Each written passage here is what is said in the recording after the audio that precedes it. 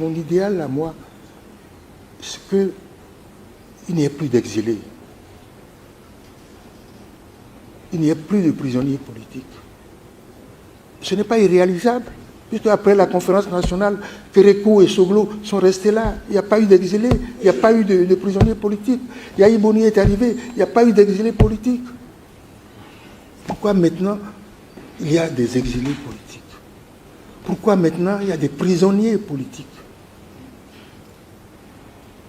Notre devoir est de faire en sorte, de plaider pour que ces personnes puissent revenir dans leur pays, pour que ces prisonniers puissent sortir, car c'est ensemble que nous construirons le Bénin.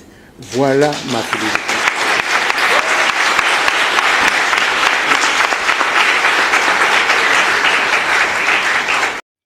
Alors, pour assurer la paix, la sécurité nationale au Bénin, Maître Adrien Roumbédi se prononce sur certaines démarches prises en compte pour aboutir à ces fins.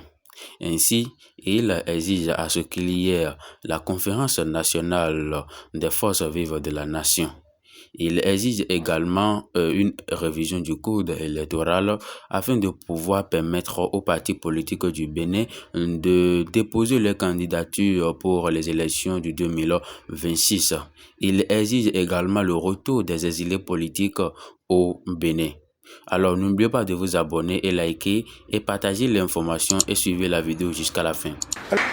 Alors d'avoir dit cela, vous savez ce que ça me coûte, hein, ça. J'ai eu je ne peux même pas dire tout ce que j'ai entendu dire sur mon compte. S'il est sénile, il est vénal, il est ceci. Est-ce que ce que j'ai dit là, depuis que je parle là, est-ce que ce n'est pas cohérent ce que je dis?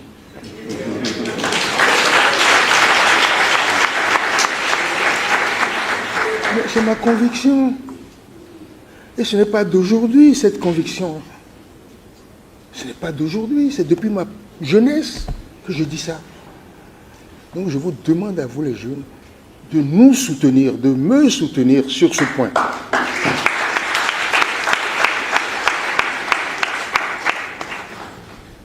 Voyez-vous,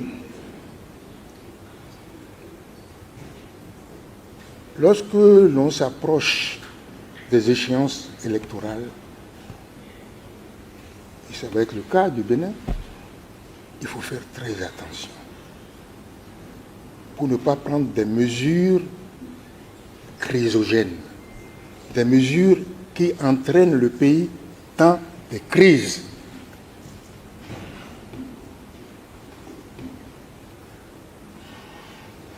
Actuellement, il y a une loi, la loi électorale.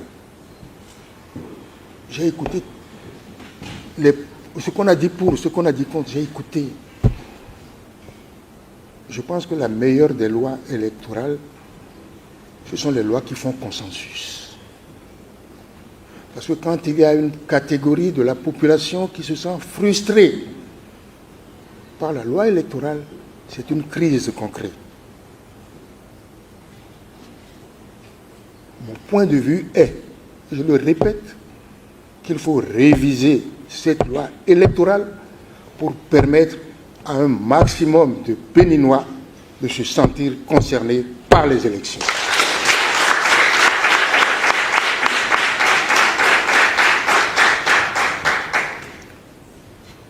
Ensuite,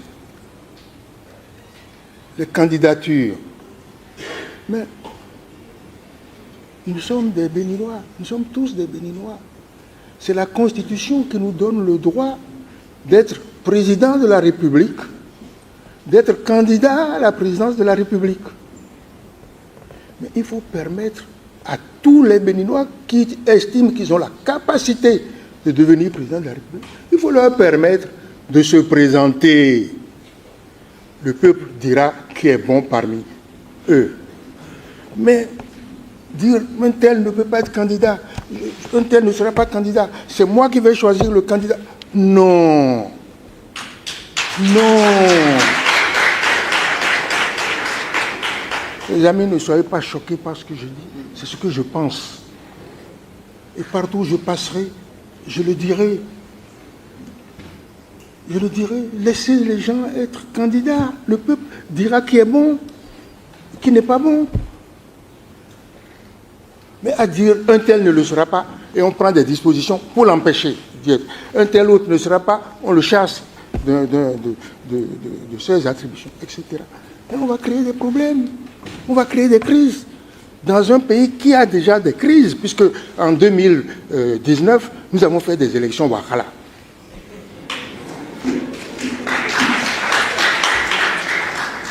Alors que jusque-là, comme l'a dit tout à l'heure, comment il s'appelle, le jeune directeur qui a parlé tout à l'heure, mais nous faisions nos élections, ce n'était même pas chose, comment on dirait, il n'y avait même pas de liste électorale, comment vous appelez ça, informatisée. Nous faisions notre chose sous l'arbre, là, on écrivait entre nous. Ceux qui pouvaient tricher plus que vous, trichaient plus que vous. Et puis après, on regardait, on était fâchés. Et puis après, on dit, bon, écoutez, c'est le pays, on accepte ça comme ça. Et puis le pays, c'est fini. Bon, on n'en arrivera plus là. Mais le pays n'est pas mort pour ça. Alors oui, il faut faire en sorte que ça se passe dans le calme.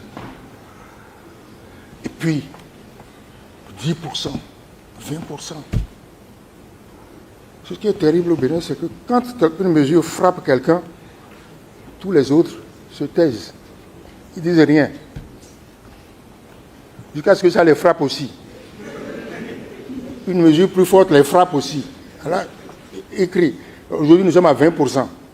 Hein? Ceux qui sont sûrs d'avoir les 20%, ils ne disent rien. Si on dit demain c'est 30%, ils vont commencer à crier. Non, prenons des mesures applicables à tout le monde. Pour éviter les crises. Je sais qu'il y a des gens ici qui sont de bords différents, d'obédience différente. Moi, je ne suis dans mon fort intérieur d'obédience que de la paix.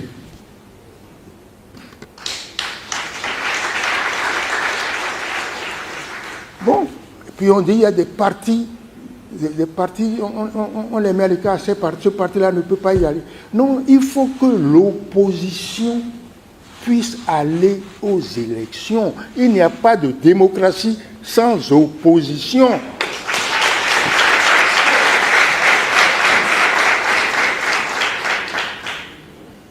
Il faut forcément que l'opposition aille aux élections, que les résultats soient des résultats francs, de vrais résultats, sans fraude, équitables.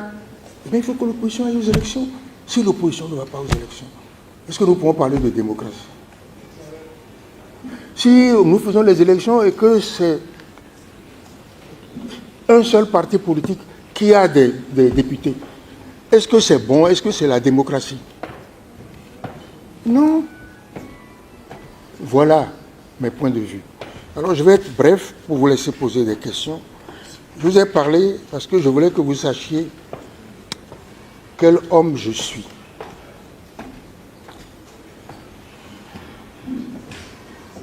Mon idéologie, encore une fois, c'est la liberté.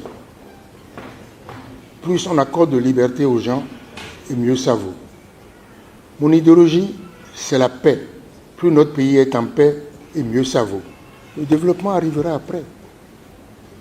Voilà ce que je voulais vous dire. Donc, l'état de droit, la démocratie, la liberté, tels sont les fils conducteurs de mon action politique. Et vous regarderez dans ma vie politique, à tous les postes que j'ai occupés, je n'ai jamais failli à cela. Jamais. Vous fouillez. On ne trouvera aucune décision qui soit contraire à ce que je viens de dire. Il est vrai, Dieu m'a aidé. Je suis resté dans un gouvernement que 2 ans. Le reste du temps, j'ai été 3 fois président de l'Assemblée nationale. Peut-être que si j'avais été confronté à des situations trop difficiles, j'aurais dérogé. Mais je remercie Dieu, il n'a pas donné l'occasion que je puisse déroger à mes principes. Je vous remercie.